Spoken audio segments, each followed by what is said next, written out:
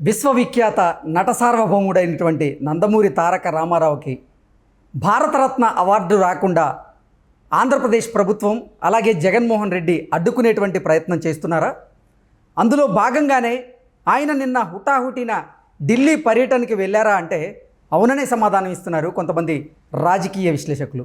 ఇక ఇదే అంశానికి సంబంధించి మనతో మాట్లాడేందుకు ప్రముఖ సీనియర్ జర్నలిస్ట్ డివిఎస్ గారు మనతో ఉన్నారు. సార్తో మాట్లాడదు. సార్ నమస్తే. సార్ నమస్తే సార్. విశ్వవిఖ్యాత నట సార్వభౌముడైనటువంటి నందమూరి తారక రామారావు గారికి భారతరత్న అవార్డు రాకుండా అడ్డుకునే ప్రయత్నం జగన్మోహన్ రెడ్డి చేస్తున్నారని, అందులో భాగంగానే నిన్న హుటాహుటిన ఆయన ఢిల్లీ పర్యటనకి వెళ్ళారు.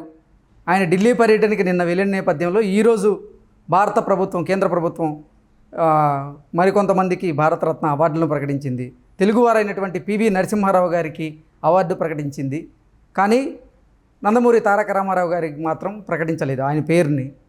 ఏంటి సార్, నిజంగా ఈ వార్త బయటకు వచ్చింది, ఇప్పుడు సోషల్ మీడియాలో చక్కర్లు కొడుతూ ఉంది ఈ వార్త.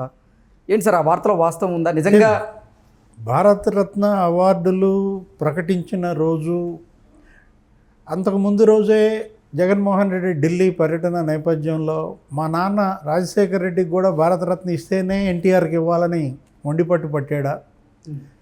అందుకని ఎన్టీఆర్కి లిస్టులో ఉన్నది మరి ఆపారా? పివి నరసింహారావుతో పాటు ఎన్టీ రామారావు కూడా భారతరత్న ఇస్తారు అని మన వార్తలు చక్కర చేస్తున్నటువంటి పరిస్థితుల్లో ప్రతి తెలుగువాడి కోరిక ఏది, తెలుగు సమాజానికి పివి నరసింహారావు, ఎన్టీ రామారావు రెండు కళ్ళు. ఇది వీళ్ళిద్దరికీ భారతరత్న ఇవ్వాలి అనే డిమాండ్ ఇవాళది కాదు, కొన్ని దశాబ్దాలుగా వస్తున్నటువంటి డిమాండ్. ఈ సంవత్సరం భారతరత్న 4-5 ఇచ్చారు. కర్పూరి ఠాకూర్ బీహార్ మాజీ సీఎంకి ఇచ్చారు, ఎల్కే అద్వానీకి ఇచ్చారు, ఇప్పుడు ఇవాళ పివి నరసింహారావు గారు, తర్వాత స్వామినాథన్ గారు వ్యవసాయ శాస్త్రవేత్త ఇచ్చారు. ఇప్పుడు ఏంటంటే భారతరత్న అవార్డు ఎన్టీఆర్కి ఇవ్వాలి అనేది ఎన్టీఆర్ అభిమానులు, తెలుగు ప్రజలు అందరి యొక్క సంకల్పం, దృఢ నిశ్చయం, వాళ్ళ కోరిక అన్నమాట. ఎన్టీఆర్ అటు చలనచిత్ర నటుడుగా, ఇటు రాజకీయ నాయకుడిగా విప్లవాత్మకమైనటువంటి సంస్కరణలు తెచ్చాడు.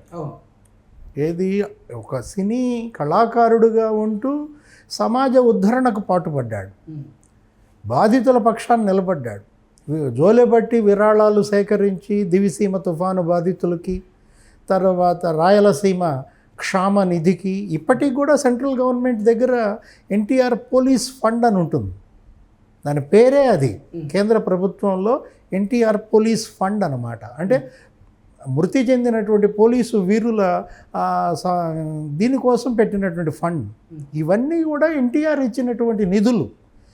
ఆయన కళాకారుడిగా ప్రజల్లో తిరిగి జోలెబట్టి విరాళాలు సేకరించాడు. రాయలసీమ క్షుద్బాధ, తీవ్ర కరువు వచ్చినప్పుడు ఇలాగే చేశాడు. దివిసీమ తుఫాన్ నీకు తెలుసు, కృష్ణా జిల్లా అతలాకుతలమైపోయి 100,000 మంది చనిపోయిన కృష్ణా నది వరద బీభత్సం. అప్పుడు రామారావు, నాగేశ్వరరావు వీళ్ళందరూ కూడా తిరిగి జోలెబట్టి విరాళాలు సేకరించి కేంద్రానికి ఇచ్చారు. ఇట్లా విపత్తుల్లో అండగా ఉండేవాడు. ఏది, అసలు ఎక్కడ విపత్తున్నా అక్కడ అక్కడ ఉన్న బాధితుల పక్షాన నిలబడేవాడు, వాళ్ళకి మళ్ళీ యథాతథ స్థితి తెచ్చేదాకా ఆయన కొంత తపన పడేవాడు. అదే కదా ఎన్టీఆర్ స్లోగన్ ఏంటి, సమాజమే దేవాలయం, ప్రజలే దేవుళ్ళు.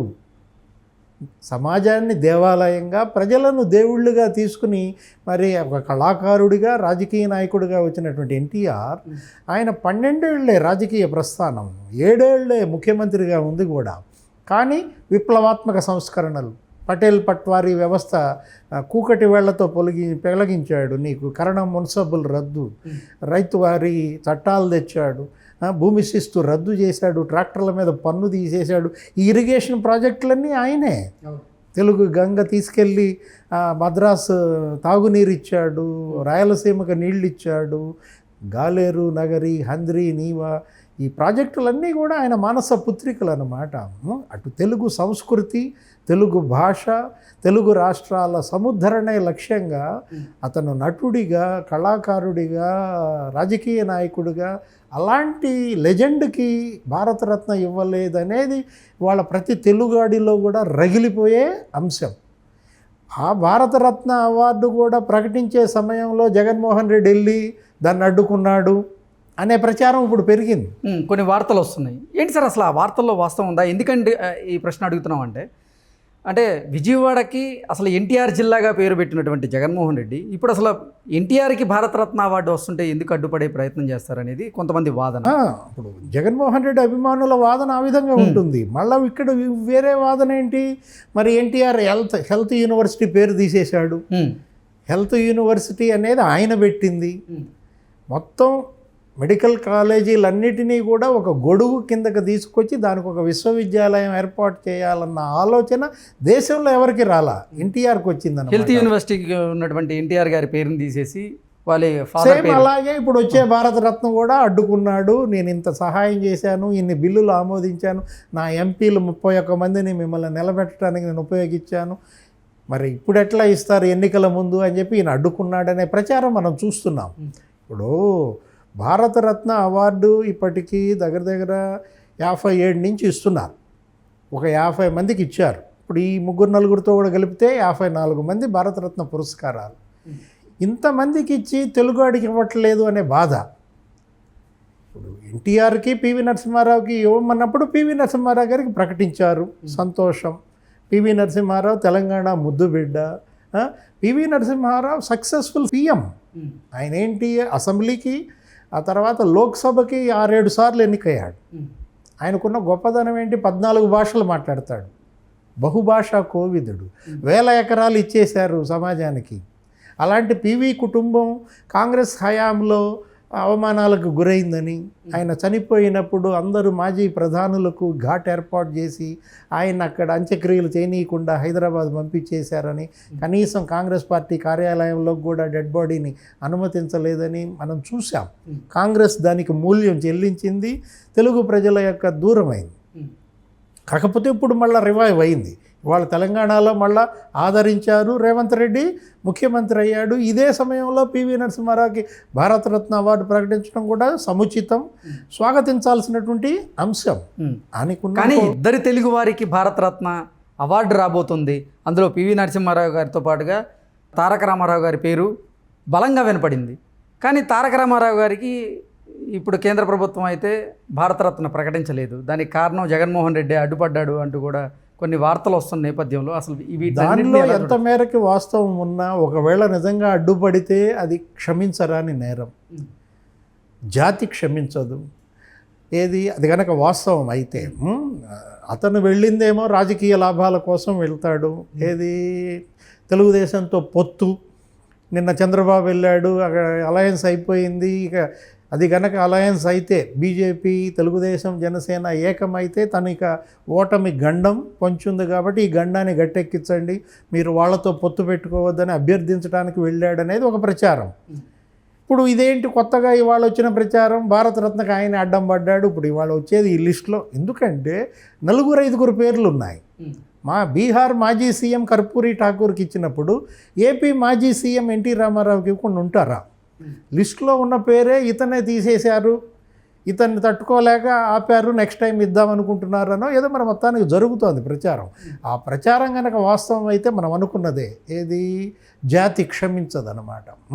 మీరు ఎన్టీఆర్ హెల్త్ యూనివర్సిటీ పేరు అసలే ఆ పేరు తీసేశారన్న కోపంతో రగిలిపోతున్నారు. జిల్లాకి పేరు పెడితే అది వేరే విషయం. వాళ్ళ నాన్న పేరు ఆల్రెడీ కడప జిల్లాకి పెట్టారు, వైఎస్ఆర్ కడప జిల్లా. అదేమి తెలుగుదేశం చంద్రబాబు తీసేయాల పేరు, అది అలాగే కంటిన్యూ చేశారన్నమాట. ఇప్పుడు మరి హెల్త్ యూనివర్సిటీ పేరు ఎన్టీఆర్ది తీసేసి వైఎస్ఆర్ది పెట్టిన నేపథ్యంలో భారతరత్న కూడా ఈయనే అడ్డం పడ్డాడు అనే ప్రచారం కనుక నిజమైతే జగన్మోహన్ రెడ్డి చేతులారా చేసుకున్నట్టే, తన గుంత తను దవ్వుకున్నట్టు అవుతుందన్నమాట. ఇప్పుడు పివి నరసింహారావు, మనం ఇందాక ఆయన గొప్పదనం గురించి చెప్పుకుంటూ ఆయనకున్న మరో అరుదైన గొప్పదనం ఏంటో చెప్తాను. ఆయన 4-5 రాష్ట్రాల్లో ఎన్నికయ్యాడు. అవును,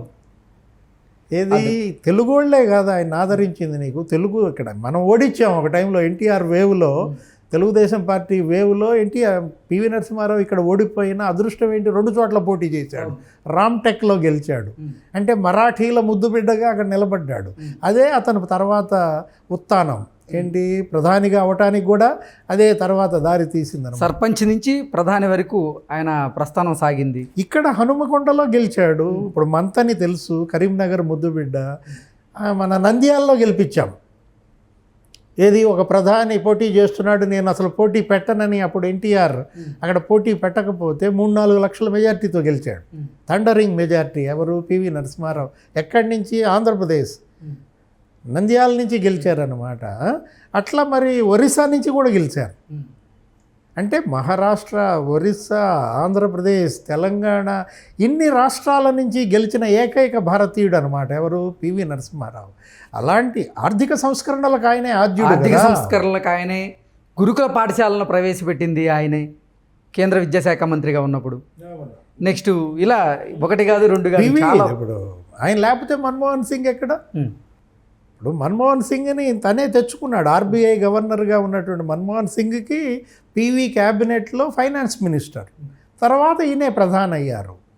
వీళ్ళు తెచ్చిన సంస్కరణలు, వీళ్ళు తెచ్చిన చట్టాలే కదా ఇవన్నీ కూడా.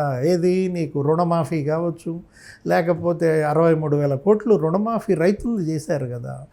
ఉపాధి హామీ పథకం, నరేగా, ఇవాళ అసలు పని చేయకుండానే నీకు 250 రూపాయలు పడిపోతాయి. ఏది? అక్కడికి వెళ్ళి ఒక బొచ్చు తవ్వితే అన్నమాట, మనకి మాస్టర్ వేస్తే. అంటే పేదరిక నిర్మూలనకి ఇలాంటి అనేక పథకాలు దోహదపడ్డాయి. భారతదేశం ఆర్థిక సంక్షోభంలో చిక్కుకోకుండా శ్రీలంక, పాకిస్తాన్ మీరు చూశారు ఎలా రూపీ వాల్యూ పడిపోయిందో. ఇవాళ మరి మనం 5వ అతిపెద్ద ఆర్థిక వ్యవస్థ ఈయన చెప్తున్నాడు. ఎవరు? నరేంద్ర మోడీ. ప్రపంచంలోనే 3వ ఆర్థిక వ్యవస్థగా రాబోతున్నాం అనే స్థాయికి మనం వచ్చామంటే వీళ్ళ సంస్కరణలు, ఈ ఆర్థిక సంస్కరణలు. పివి నరసింహారావు గారికి భారతరత్న ఇచ్చినందుకు ప్రతి తెలుగోడు గర్వపడుతున్నాడు. తెలుగు సమాజం హర్షిస్తోంది, స్వాగతిస్తోంది. అదే సమయంలో ఎన్టీఆర్కి ఇవ్వనందుకు తెలుగు వాళ్ళు మాత్రం రగిలిపోతున్నారు. ఈ విషయంలో నరేంద్ర మోడీ ఇప్పటికైనా ఆయన ప్రభుత్వం రేపు రాబోయే రోజుల్లో అయినా భారతరత్న ఎన్టీఆర్ గనక ప్రకటిస్తే బీజేపీకి మళ్ళా ఆదరణ తథ్యం అన్నమాట. అప్పుడు పివి నరసింహారావుకి భారతరత్న వస్తే రేపు తెలంగాణలో బీజేపీ ఎంపీలు బంపర్గా గెలవాలి. కర్పూరి ఠాకూర్కి భారతరత్న ఇస్తే బీహార్లో బీజేపీ స్వీప్. ఇప్పుడు అది కూడా ఒకటి తెర మీదకి వచ్చింది సార్. అంటే ఒకటే సంవత్సరంలో 5గురికి ప్రముఖులకి భారతరత్న ఇవ్వడం ఈ చరిత్రలో ఇదే మొదటిసారి. ఎన్నికల దగ్గర పడుతున్న నేపథ్యంలో బీజేపీ వాళ్ళు, బీజేపీ పెద్దలు ఇటువంటి స్కెచ్ వేశారు అంటూ కూడా కొన్ని పోస్టులు కానీ, ఇప్పుడు సోషల్ మీడియాలో కొన్ని కమెంట్స్ కానీ, కొన్ని వార్తలు రావడం, ఇవన్నీ చూస్తున్నాం మనం. అంటే భారతరత్న పురస్కారాన్ని రాజకీయ లబ్ధికి ఉపయోగించుకోవటం అనేది దురదృష్టం. ఇది ప్రతిభను గుర్తించి ఇవ్వండి. ప్రతిభా సంపన్నులకు మీరు అత్యున్నత. అసలు భారతరత్న అవార్డు ఏంటంటే ఏ రంగంలో అయినా సరే విశేష సేవలు అందించిన వారికి భారతరత్న పురస్కారం ఇస్తారు. రాజకీయం కూడా ఒక రంగం కాబట్టి రాజకీయ రంగంలో సేవలు అందించినందుకు ఇస్తున్నందుకు సంతోషమే. కానీ కర్పూరి ఠాకూర్కి ఇస్తే బీహార్లో బీజేపీ గెలుస్తుంది, పివి నరసింహారావుకి ఇస్తే తెలంగాణలో బీజేపీ గెలుస్తుంది, ఎన్టీఆర్కి ఇచ్చినా మీరు ఇప్పుడు మరి అక్కడ ఆంధ్రప్రదేశ్లో గెలిచి స్వీప్ చేస్తుంది బీజేపీ. ఇలా రాజకీయ లాభాలతో భారతరత్న గౌరవ పురస్కారం చెడు కూడా ఆడకూడదు. మొదటి ఎంపిక చాలా గొప్పగా జరిగింది కృష్ణ. 57లో నీకేం జరిగిందప్పుడు? సర్ సి రాజగోపాలాచారికి ఇచ్చారు. ఆయన ఏంటి? మన మొదటి వైస్రాయ్. బ్రిటిష్ నుంచి నీకు తర్జుమా జరిగినప్పుడు అధికారం భారతీయుల్లో వైస్రాయ్గా చేసిన ఏకైక వ్యక్తి Lord Mountbatten, last viceroy of England. ఈయనేంటి? ఫస్ట్ ఇండియన్ అన్నమాట. ఇక తర్వాత ప్రధానులు అయిపోయారు. ఆయనకి ఇచ్చారు, సంతోషం. సర్వేపల్లి రాధాకృష్ణన్ ఆయనేంటి? మన టీచర్స్ ఇదనమాట, ఉపాధ్యాయ దినోత్సవం ఆయన పుట్టినరోజునే జరుపుకుంటాం. ఆంధ్ర యూనివర్సిటీ వైస్ ఛాన్సలర్, తత్వవేత్త, మన ఉపరాష్ట్రపతి, రాష్ట్రపతి కూడా చేశారు. ఇది ఏది గొప్ప వాళ్ళకి ఇవ్వటం అనేది ఆ పురస్కారానికే గర్వం. భారతరత్న పురస్కారానికే గర్వకారణం అన్నమాట. సివి రామన్కి ఇచ్చారు, ఫిజిక్స్. నీకు తెలుసు, నోబెల్ బహుమతి గ్రహీత. రామన్ ఎఫెక్ట్ అంటాం ఫిజిక్స్లో. అంటే నోబెల్ బహుమతి వచ్చిన ఆయనకి ఇంకా భారతరత్న ఏముంది? ఇంకా అంతర్జాతీయంగానే అత్యున్నత పురస్కారం కొట్టినాడు కదా. ఇప్పుడు కూడా ఇచ్చారు. ఎవరు? స్వామినాథన్ గారు, వ్యవసాయ శాస్త్రవేత్త. మరి రైతు కోసం నిలబడిన వ్యక్తి, అనేక సిద్ధాంతాలు ఇచ్చాడు. రైతుని ఆత్మహత్యల బారి పడకుండా రైతుకి లాభదాయకమైన రేటు, అంటే గిట్టుబాటు ధర కాదు, లాభదాయకమైన ధర రావాలి, రైతు కుటుంబం కూడా వాళ్ళ కష్టం కూడా ఆ ధరలో యాడ్ అవ్వాలి. అంటే రైతు చెమటోడుస్తున్నాడు పొలంలో అంటే రైతు కష్టపడతాడు, భార్య కష్టపడుద్ది, పిల్లలు కూడా కష్టపడతారు కదా. ఆ కష్టానికి తగ్గ రేటు రావాలనే ఫార్ములా ఇచ్చాడు. ఎవరు? దురదృష్టం ఏంటంటే ఇంతవరకు ఆయన కలగన్న ఎంఎస్పి ఇవ్వలేకపోయినా ఆయనకు భారతరత్న ఇచ్చారు. అది సంతోషమే. స్వామినాథన్కి భారతరత్న ఇవ్వడం, స్వామినాథన్ ఆత్మ ఎంత సంతోషిస్తుందో లేదో మనకు తెలియదు, కానీ అదే స్వామినాథన్ ఆత్మ ఎప్పుడు సంతోషిస్తుందంటే దేశంలో ఒక్క రైతు కూడా ఆత్మహత్య చేసుకోకపోతే సంతోషిస్తుంది. ప్రతి రైతుకి గిట్టుబాటు ధర కాదు, లాభదాయక ధర అతను పండించిన పంటకు గనక వస్తే స్వామినాథన్ ఆత్మ సంతోషిస్తుంది. Okay sir, thank you so much. నమస్తే.